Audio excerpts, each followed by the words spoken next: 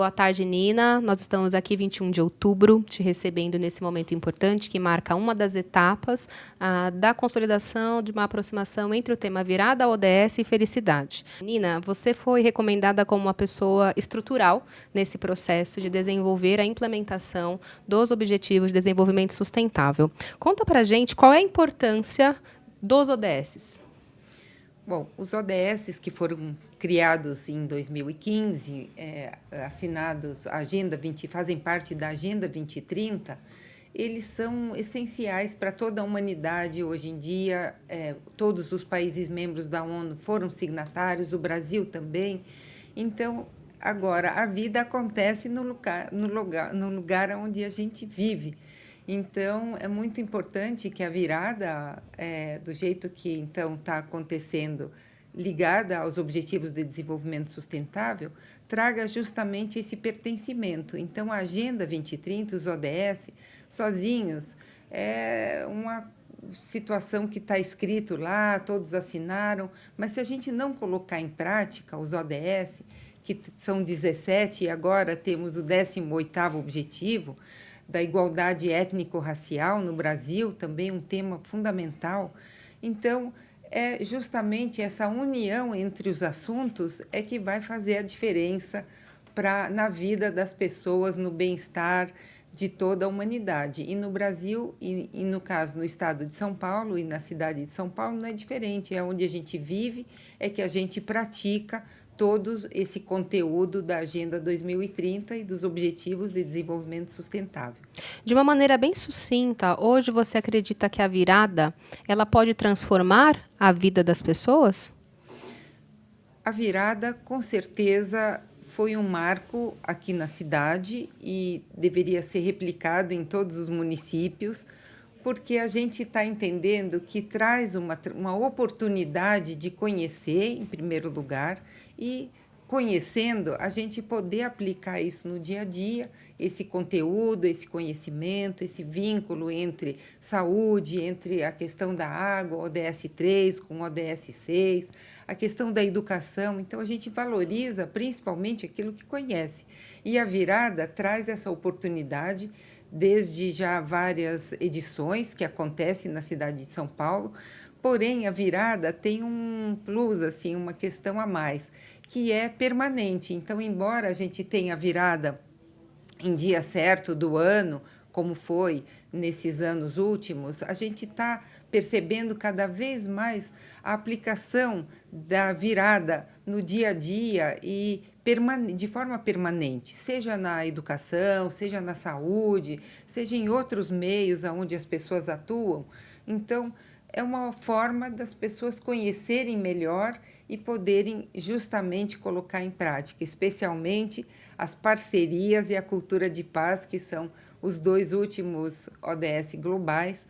Então, é uma oportunidade das pessoas refletirem sobre isso e colocarem em prática, aliás, assim como colocam em prática na sua casa, provavelmente. Então, as pessoas sabem aplicar os Objetivos de Desenvolvimento Sustentável no seu dia a dia, mas muitas vezes esquecem quando está ou no ambiente de trabalho, ou está num evento externo, enfim.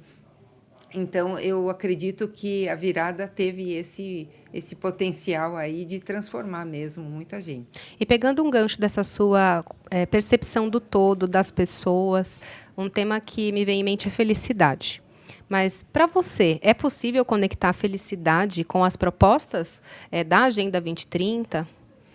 Certamente, porque os Objetivos de Desenvolvimento Sustentável, eles têm uma motivação fundamental, que é o bem-estar coletivo.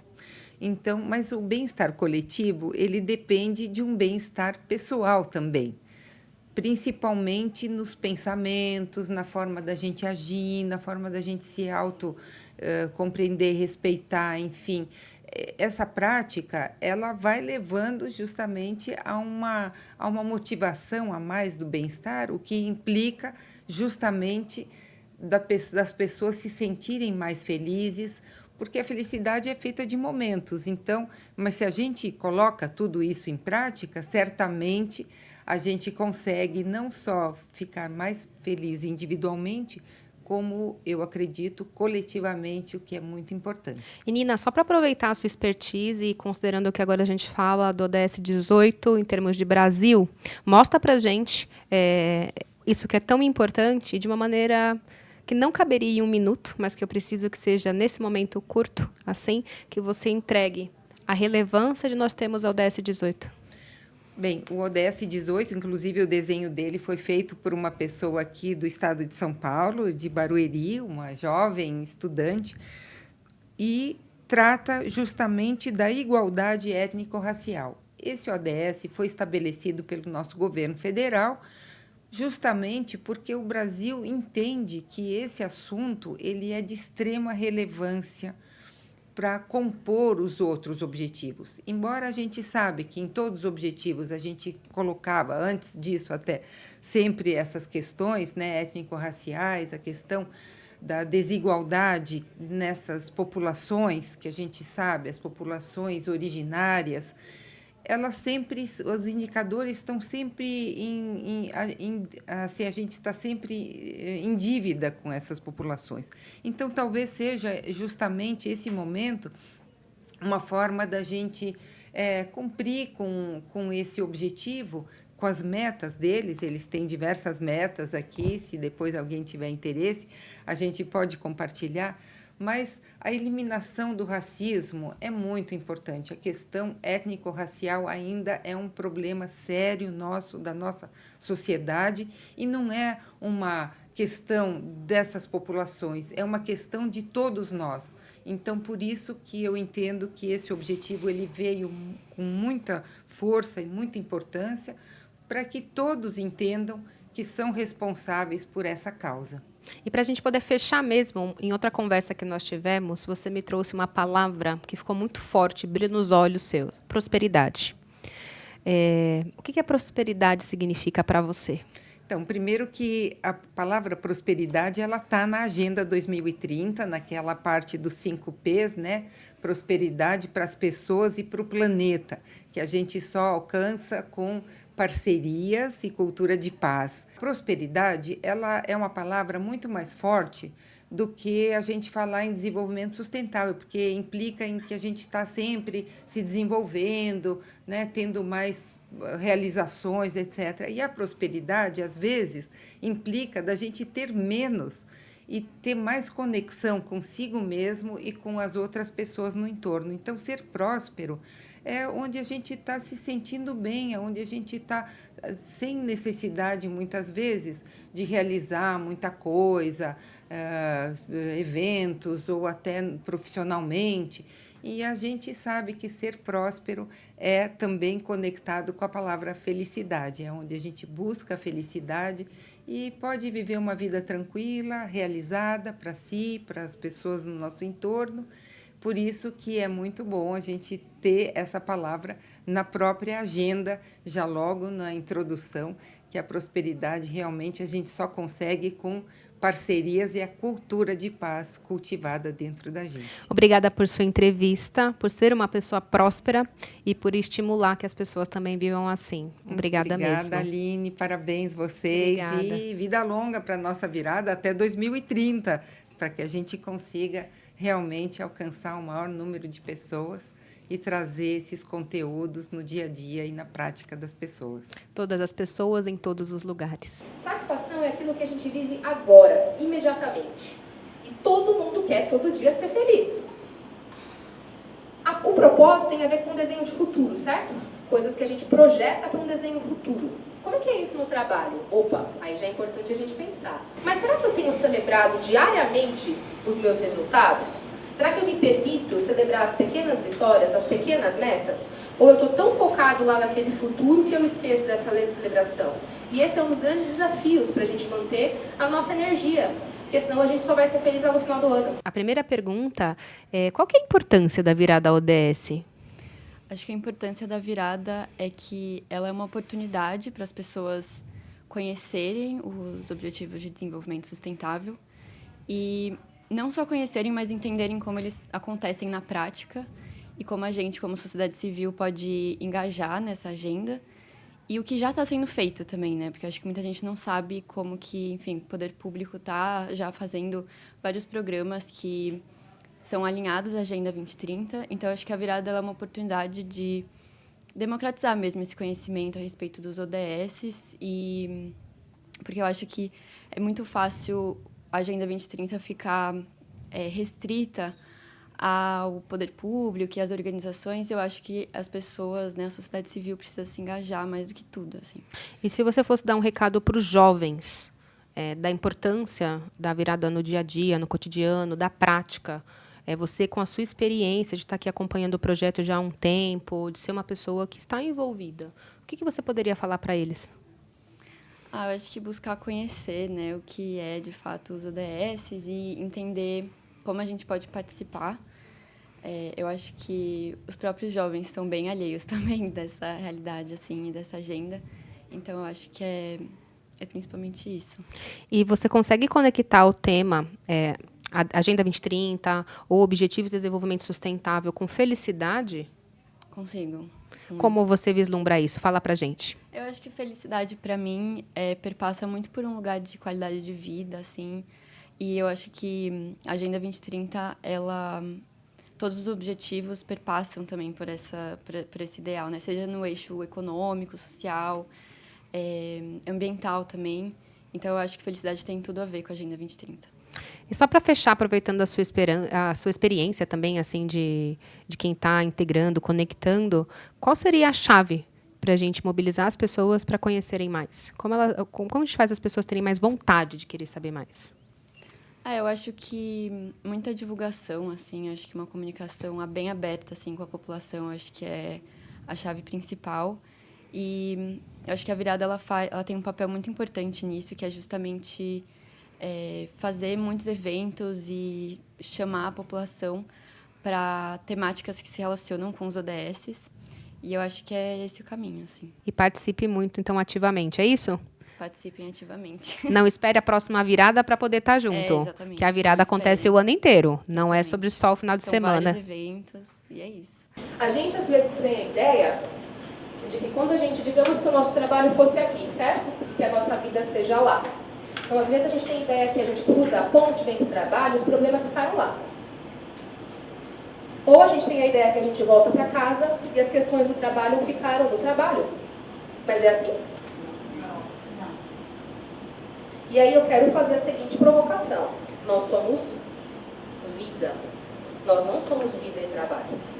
Nós podemos dimensionar aquilo que, de repente, é da esfera do trabalho, que realmente são algumas questões que são resolvidas lá, e talvez a gente não leve para casa no sentido mesmo do respeito, às vezes até uma questão profissional sigilosa, as nossas funções, nem tudo a gente leva para as nossas casas, e nem tudo a gente traz de casa para o trabalho. A gente tem um limite de como isso vai acontecer.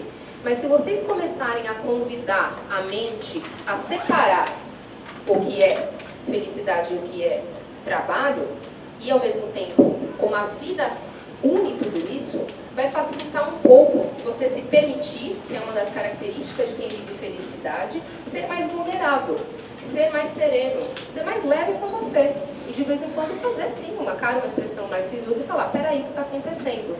Não é essa reunião que está me incomodando, eu estou preocupado com uma questão de saúde fora. E vice-versa.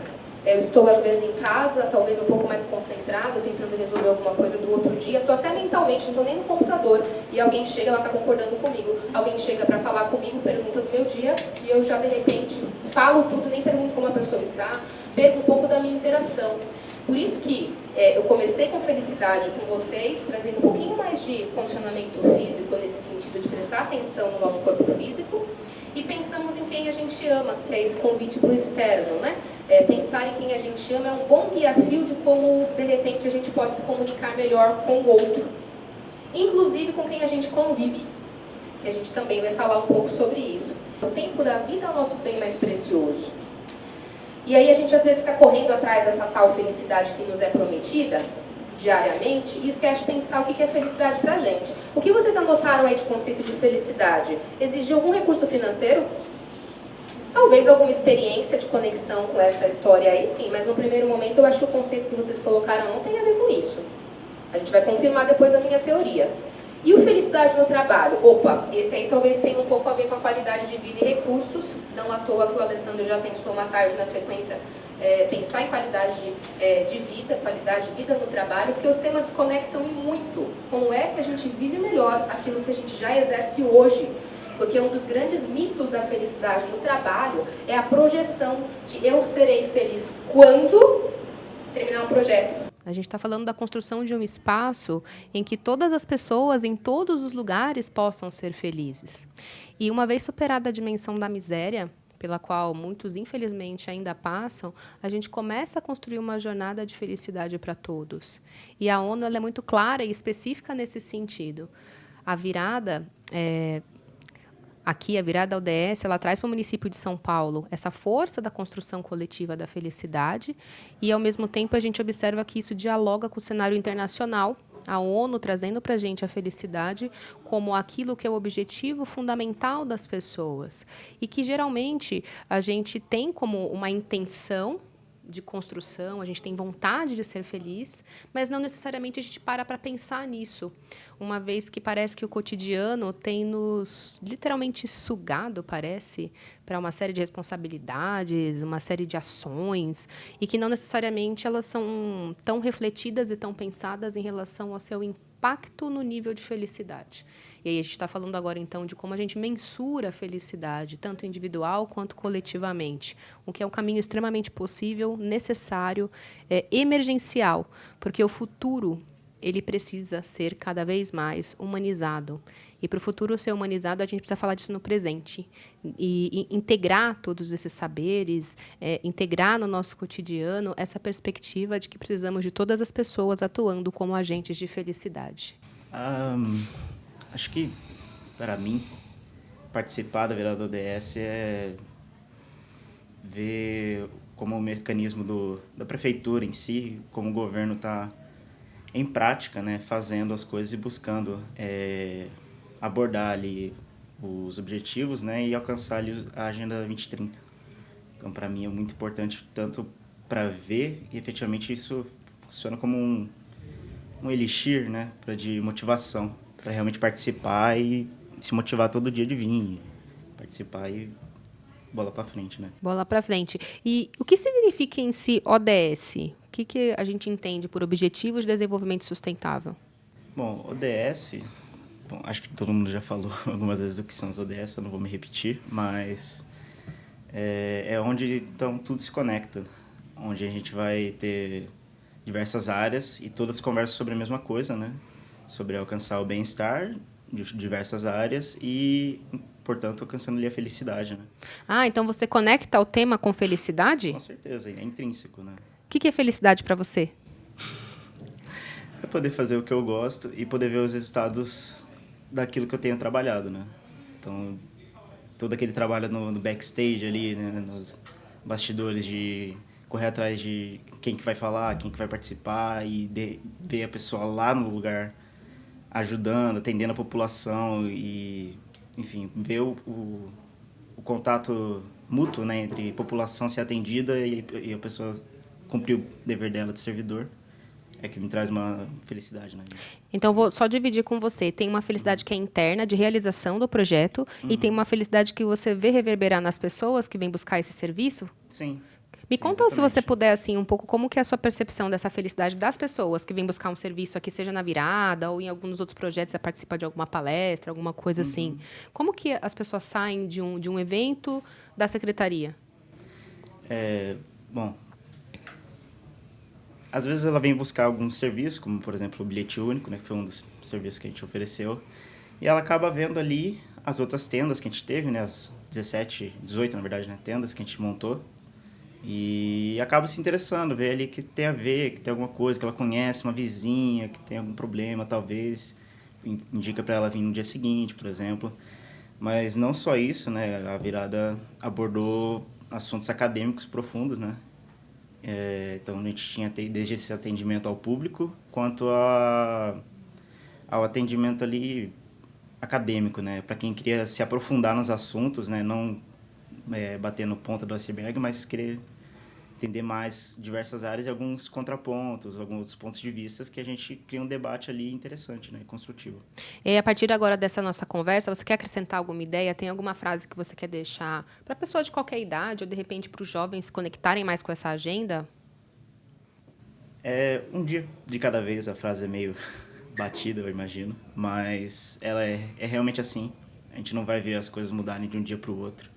Por mais que a gente, como um grande problema que a gente tem como juventude, né, é um certo imediatismo. E não é assim. A gente tem que ir construindo as coisas de pouco em pouco e todo mundo pode ajudar. Você pode ajudar, eu posso ajudar, a Aline, todo mundo que está aqui. E é essa força coletiva que move o progresso da humanidade.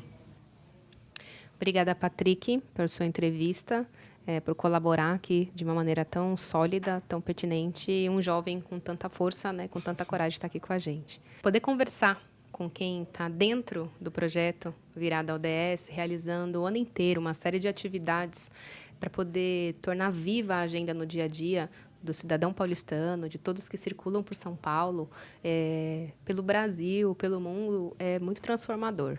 A ONU define que a essência das ODS é a felicidade e o bem-estar. Tem um documento internacional falando isso. A essência, o espírito da Agenda 2030 é a felicidade. Existe a Agenda 2030 para pensar a felicidade das pessoas. E mais, a ONU coloca que é dever dos estados, das entidades, das organizações da sociedade civil e das pessoas pensarem nisso. Mais do que celebrar o dia 20 de março, que é o Dia Internacional da Felicidade, e é uma data que vai crescer em importância, 20 de março, é também sobre como todos os dias a gente valida isso, como é que a gente vive isso. E aí está a chave, né, para o futuro, como é que a gente realiza o presente. Ale, qual é o sentido da Virada ODS? A Virada ODS é a janela de comunicação que a Prefeitura de São Paulo tem para conversar com a população sobre os objetivos do desenvolvimento sustentável. A grande sacada da virada é nós podermos conversar com a população, com o munícipe. O nosso objetivo é abrir o diálogo sobre a Agenda 2030 com a população. É isso que a gente quer fazer, porque dentro da prefeitura a gente já faz um monte de atividades relacionadas aos ODS. A gente precisa que a população esteja engajada com essas temáticas e vivencie na prática esse processo transformador, que é a gente tentar fazer com que todas essas coisas aconteçam de uma melhor maneira no nosso planeta. E para você, é possível estabelecer alguma ou algumas conexões do tema ODS, né? Então, pensar os objetivos em alguma conexão com felicidade? Sim. Muitos deles estão relacionados com a questão de se tratar bem e de tratar os outros bem. Quer sejam animais, quer sejam planeta, quer seja a água, quer seja a população. Então, tem uma coisa de minimamente, se a gente for minimamente possível, é pensar na questão de uma cordialidade ao viver, né? E eu acho que isso nos obriga a pensar assim, é possível ser feliz enquanto tem gente passando fome, é possível a gente aceitar e tolerar a população numa situação delicada, é possível a gente pensar num planeta onde exista desigualdade entre os gêneros, desrespeito. Eu não vejo, honestamente, nenhuma grande inovação nos ODS. Os ODS, eles não são inovadores. Eles só trazem para a gente uma reflexão para mostrar que hoje sustentabilidade é algo que vai muito mais da questão do que seria o ecológico, do que seria da natureza. A pauta conservacionista sempre foi muito forte em relação aos assuntos relacionados ao meio ambiente. E, se você for ver, a grande maioria dos ODS, eles não são relacionados ao meio ambiente, eles são relacionados a relações pessoais, a respeito. Então, esse grande motor, né, do debate dos ODS, é essa coisa minimamente de você ser cordial com o outro, cordial, não tolerar a injustiça, ser parceiro, né? Não me parece nada novo, não, né? Só que a gente às vezes precisa ser relembrado. De alguma forma, elas traduzem alguns anseios dos direitos mais básicos das pessoas, que a gente pode chamar de direitos fundamentais, direitos humanos no cenário internacional, uma tradução talvez mais concreta, enfática e de ações mensuráveis, trazendo um pouco mais para o plano do tangível, né? Essa concretude, a prática cotidiana. Sim, só que ao mesmo tempo tem um problema, porque o problema é o seguinte, nos anos 70 e 80, teve muita gente que falou que, assim, que primeiro a gente deixa crescer o bolo para depois a gente repartir o bolo. Então, assim, não, agora não vai dar. Ou, não, tem coisas dentro dessas pautas que são pautas mais imediatas. O desafio dos ODS é chegar e falar assim, não tem nada que é mais imediato. É tudo para acontecer agora. Então tem um shift, tem uma tentativa de uma mudança, né, de formato como a gente se desenvolve, como pensa, como se relaciona, né, que é desafiador, mas ao mesmo tempo te coloca numa questão que é assim, legal, então o que não é prioridade? Então tá bom, então vamos deixar, sabe, todos os animais morrerem e a gente vai poder... É que nem a história da Índia, né? A história da Índia. A Índia tem 1,5 bilhão de pessoas, 2 bilhões, eu não tenho a mínima ideia quantos indianos existem, mas eu sei que é um monte de gente, né? Se eles pegassem e eles matassem as vacas, eu acho que dava para um dia.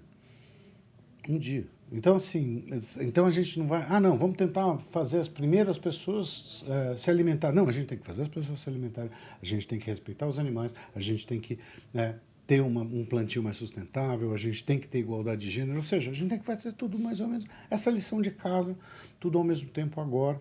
E é esse o desafio, né? Porque a gente está num modelo comportamental, né, que não sabe trabalhar dentro dessa cordialidade que eu falei. Você trouxe várias palavras importantes, toda a sua narrativa, mas eu vou destacar uma pergunta que você, na verdade, fez e eu vou trazer para o debate. É possível ser feliz enquanto existem pessoas morrendo de fome? Sim. Então, como que a gente lida com uma pergunta tão, ao mesmo tempo, contraditória e que mexe com a nossa humanidade? Sim, eu acho que é possível a gente ser feliz sabendo que existem as misérias do mundo, porque elas sempre existirão. Ou seja, então, acho que a falácia que está por trás disso daí é o fato de a gente achar que se a gente fizer tudo certo, não vai ter pessoas doentes, não vai ter a miséria, né? O grande desafio, né, uma coisa muito Siddhartha, né, muito Buda, é você se confrontar perante esse mundo que tem um monte de complexidades e, ao mesmo tempo, você se sentir bem. Não se sentir bem porque você está vendo, mas assim, você saber, né, e também não de contemporizar, que bom que eu não estou doente, que bom que isso não aconteceu comigo. Não, é uma postura de você buscar essa felicidade, porque a felicidade não é a ausência de problemas, né? A felicidade é um bem-estar que, se possível, ele é compartilhado, né? Então é difícil a gente, né, ter um cenário onde tudo seria ideal, né? E aí a gente poderia ser feliz. Eu acho que não é por aí. Na verdade, a gente complicou o conceito de felicidade também com uma falácia nesse sentido de que a felicidade ela traduz para a gente só realmente o exponencial de uma vida. E o exponencial da vida, na verdade, é viver.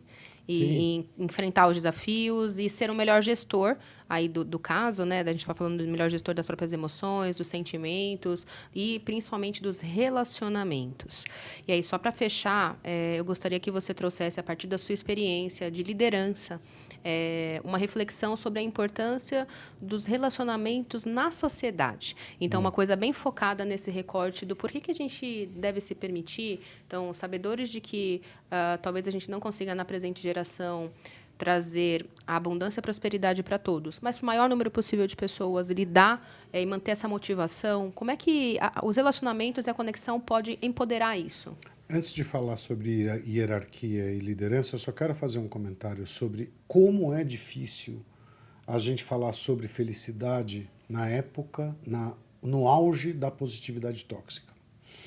Porque a gente tem uma sociedade que trabalha com uma positividade tóxica intensa. Então, é mais desafiador a gente separar e distinguir o que é felicidade e o que é positividade tóxica do que propriamente a gente ser feliz dentro de um ambiente onde tem um monte de mazelas. O que eu vejo em relação à liderança é o seguinte: nós somos de uma sociedade estruturada com um distanciamento hierárquico absurdo.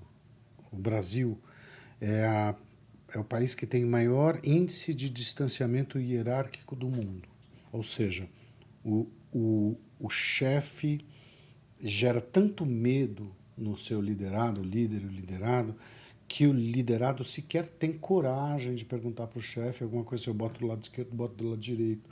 Isso, né, esse receio faz com que muitas questões elas não sejam colocadas, ou seja, as pessoas não façam uma crítica construtiva, porque você não pode falar nada sobre o seu chefe.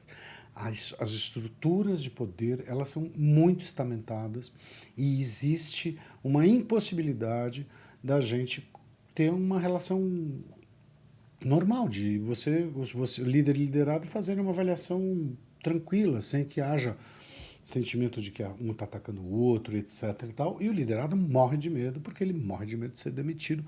Isso é uma característica da nossa sociedade, não é uma característica mundial.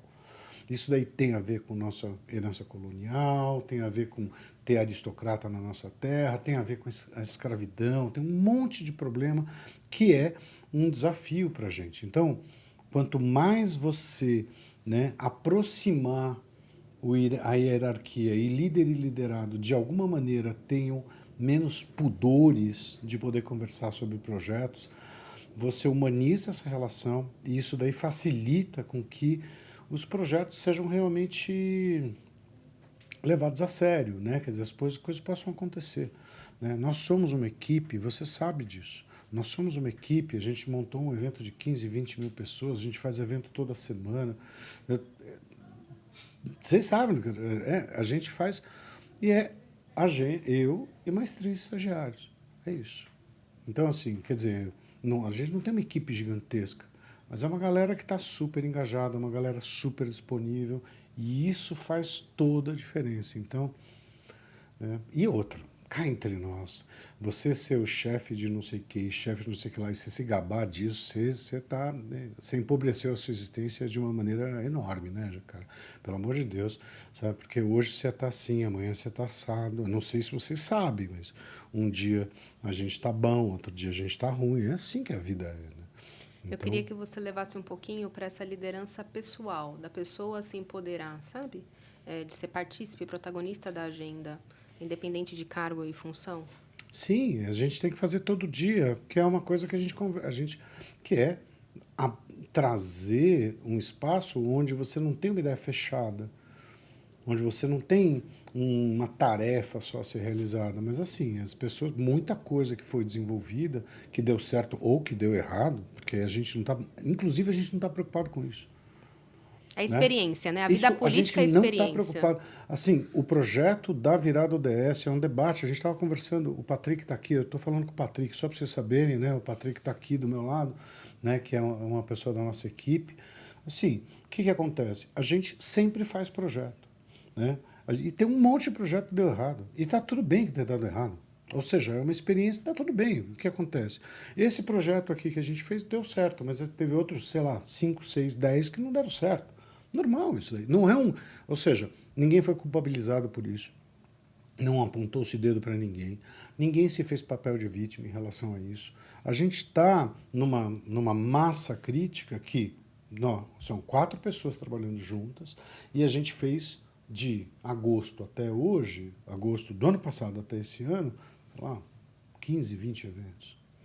A gente traz um conceito, Alessandro, que é o da aceitação, né? Enquanto, então, nós podemos aceitar a nossa humanidade, aceitar as nossas necessidades, a dinâmica da existência que a vida política nos traz, porque é desafiador mesmo viver em sociedade. Aí fecha pra gente, então, com uma mensagem do espírito do coletivo, do resgate da humanidade e da importância da conexão, para que mais pessoas se sintam engajadas em participar, tanto do projeto Virada ODS, quanto também da implementação da agenda em sua larga escala, em todos os lugares e para que a gente possa fechar mesmo com alguma coisa assim, no sentido de as pessoas, de alguma forma, endurecerem as suas lutas, mas talvez não os seus corações. Não é igual ser consumidor do mundo e participar do mundo. Participar do mundo é diferente de ser consumidor do mundo. Consumidor do mundo é uma cultura nova, relativamente recente, né, que faz com que a gente seja relativamente passivo diante das coisas. Não é, a gente acha que tem uma atividade em relação a isso aí, mas na verdade a gente fica passivo, né? Então a gente fica sentado, a gente pede uma comida, essa comida vem, eu como.